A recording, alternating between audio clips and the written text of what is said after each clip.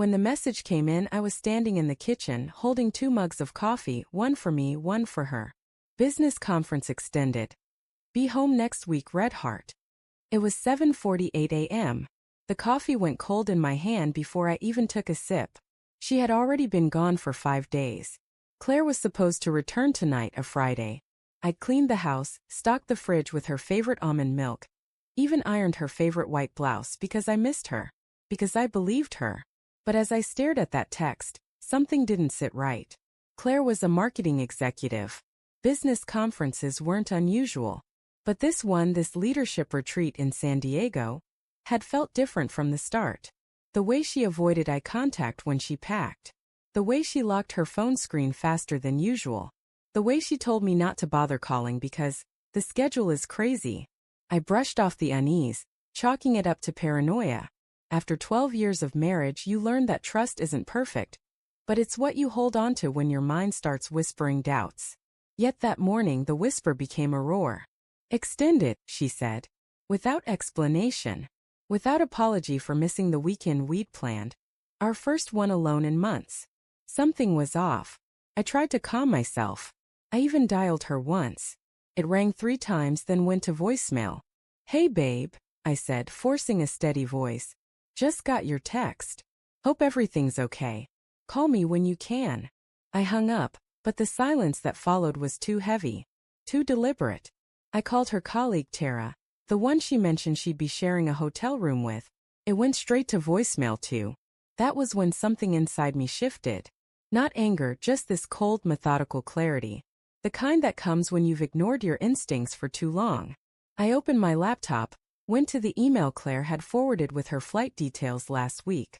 Flight 184, San Diego to Chicago, Friday at 9:15 p.m. A few clicks later, I was on the airline's website. I typed in the confirmation number. Cancelled. No rebooking. No updated itinerary. I just stared at the screen for a long time.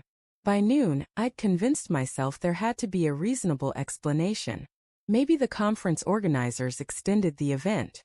Maybe she forgot to tell me about the new flight. But another part of me, the one that remembered her sudden gym trips, her mysterious client dinners, knew better.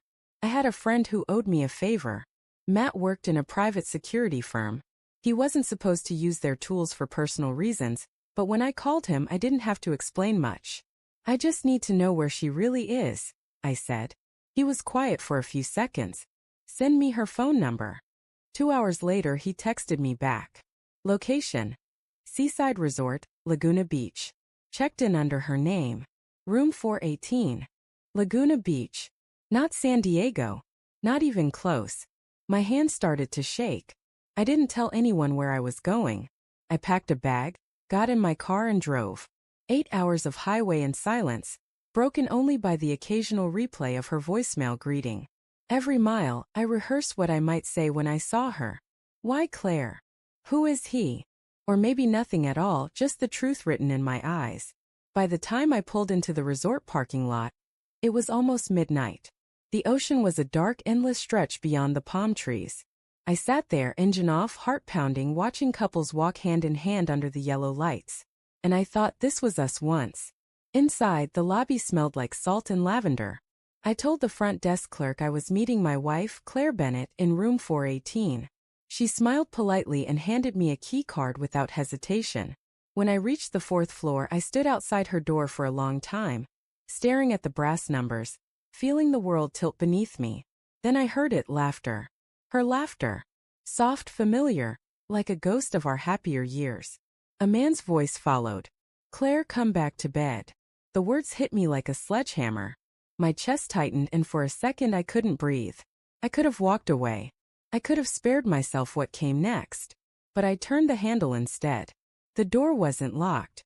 The curtains were half open, moonlight spilling across the room. A half-empty bottle of champagne on the nightstand. Her shoes by the door. And there she was, wrapped in a hotel robe, hair still damp from the shower, sitting beside a man I'd never seen before. Maybe mid-30s, confident, shirtless, comfortable. Their eyes widened when they saw me. Daniel, oh my God! Claire gasped, scrambling to her feet. What are you doing here? What am I doing here? My voice came out calm, terrifyingly calm. You told me you were at a conference in San Diego. She froze, face pale, mouth open. The man, whoever he was, stepped forward. Look, man, maybe we should. Don't, I snapped. Don't say a word. The silence that followed was unbearable. Just the hum of the ocean outside and the sound of my pulse in my ears. Daniel, I can explain, she said, reaching for me. I stepped back. Explain? You texted me you'd be home next week. You canceled your flight. You lied to my face. Tears welled in her eyes. I didn't mean for you to find out like this. I laughed, bitter, broken. You didn't mean for me to find out at all. She started crying then, saying it just happened, that she was confused, that our marriage hadn't been right for a long time. The man slipped quietly into the bathroom, leaving us alone. You could have talked to me, I said. My voice cracked. After everything we've been through, 12 years, Claire. 12 years of late bills, sick parents, moving 3 times, building a life from scratch. And this is how you end it. I didn't want to hurt you, she whispered. I looked at her, really looked at her. The woman I once knew, who used to fall asleep with her head on my chest, who cried when we lost our first pregnancy, who laughed too hard at stupid sitcoms. And all I saw was a stranger. You already did, I said.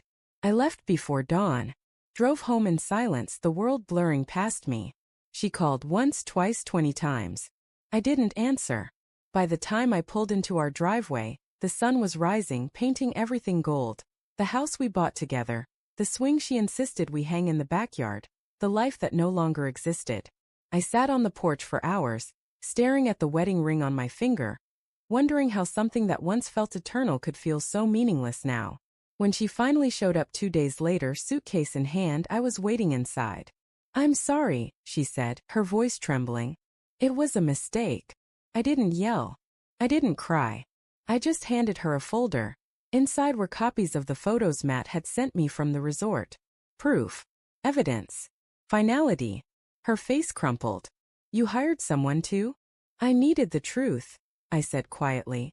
You stopped giving it to me. She sank to the floor sobbing. But I couldn't feel pity anymore. Only exhaustion. Claire, I said, you made your choice. Now I have to make mine. The divorce papers came a month later. No drama, no screaming matches, just silence where love used to live. People always say betrayal is like a knife to the heart. But it's not. It's slower. It's a rot that eats through the memories you thought were sacred, the laughter you thought was real. I kept thinking back to that text, those simple words that shattered everything. Business conference extended. Be home next week.